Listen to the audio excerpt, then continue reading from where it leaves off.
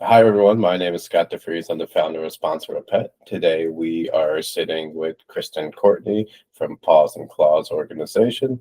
We're going to discuss a little bit about her background, and her mission, and all the great work that she's doing over here. Hi, Scott. Thank you so much for having me. Oh, yeah, absolutely welcome. Thank you for taking the time to meet with us today. Pleasure. I'm excited about this opportunity. So, Kristin, can you tell me a bit about your organization and its mission? Sure. So, my organization is called Paws and Claws Animal Welfare Society, and we operate in Giza, Egypt. And the main goal of our nonprofit is to do a lot of TNR and educate people in the area. What inspired you to start this nonprofit? I had a very good friend. I have a very good friend, Nancy, who lives in Giza, Egypt. And for a long time, we were working together, helping a lot of the stray colonies that were there.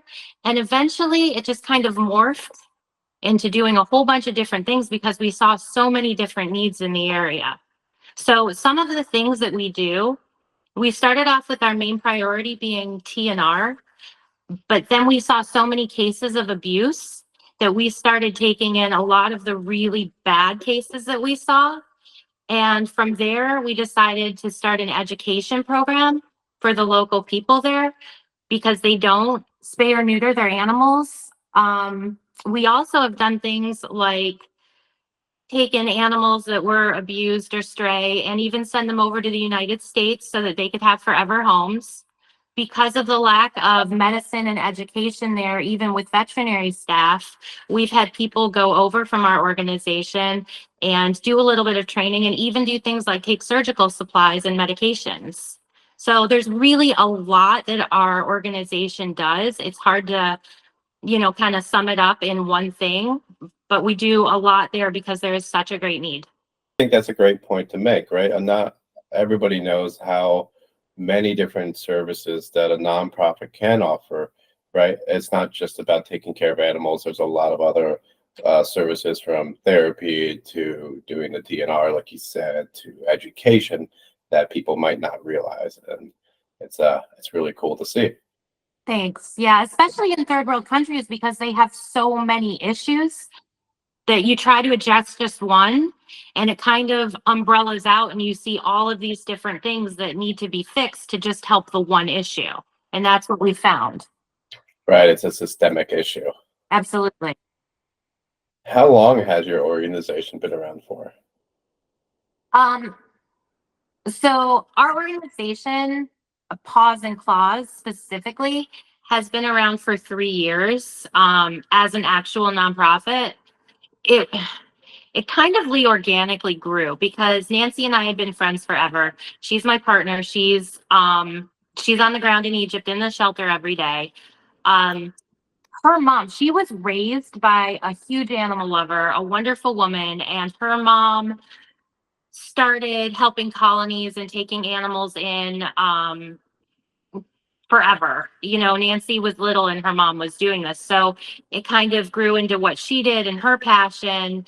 And it was also my passion as well. So we kind of came together on this project. And for the longest time, her and I were doing it together.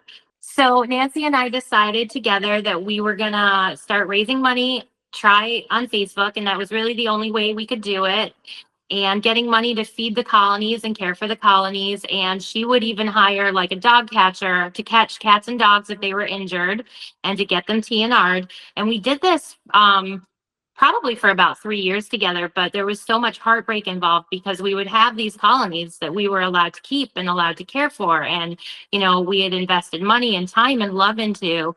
And even though they were ear tagged, the government would come and poison them. So Nancy, for example, would walk out one day and see an entire colony of animals that were vetted completely and supposed to be safe, and they would just be gone. And it was heartbreaking. And I can't I can't even describe, like, I would get a phone call in the morning and she would just be beside herself and she would say, "We lost 20 dogs today." And it was really hard. And so we just decided we had to do better. We had to come up with a solution. So we just kind of built our Facebook profile and just kind of started saying, hey, this is the situation, as horrible as it is, as sad as it is, we need to raise donations because we need to get a safe space for them. And it was very, very hard to raise money on Facebook. And there are so many scam people on Facebook that say that they're shelters and say that they do good things, and they're really just monsters, a lot of them.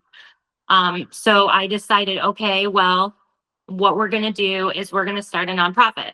And at first, we wanted to start the nonprofit in Egypt, and we started to research that and go down that route. But just you had to pay people off, and it was really just not the way to go. It was just really corrupt. And then I thought, you know what? We'll just do it in America. I will set one up. That way, people will know that they can trust us. People um, can donate and know that it's a real thing and we're real people, and they can contact us and they know where their money's going and it's tax deductible. And that just was kind of the way it went. And it was very interesting learning how to do it all, because it's definitely not something that was in my background. But we did it together with the help of a couple friends, and we take no sort of salary out of it. So we're not a nonprofit. We're very small. We're not a small profit that, gets, like I said, any sort of salary or any sort of benefit out of it for ourselves. Everything we get, we just give right back to the animals. So, and I think that's another kind of unique thing about a lot of us, about us, because a lot of people, some of the money goes into people's pockets, and we just do this from our hearts. So that's kind of how we started.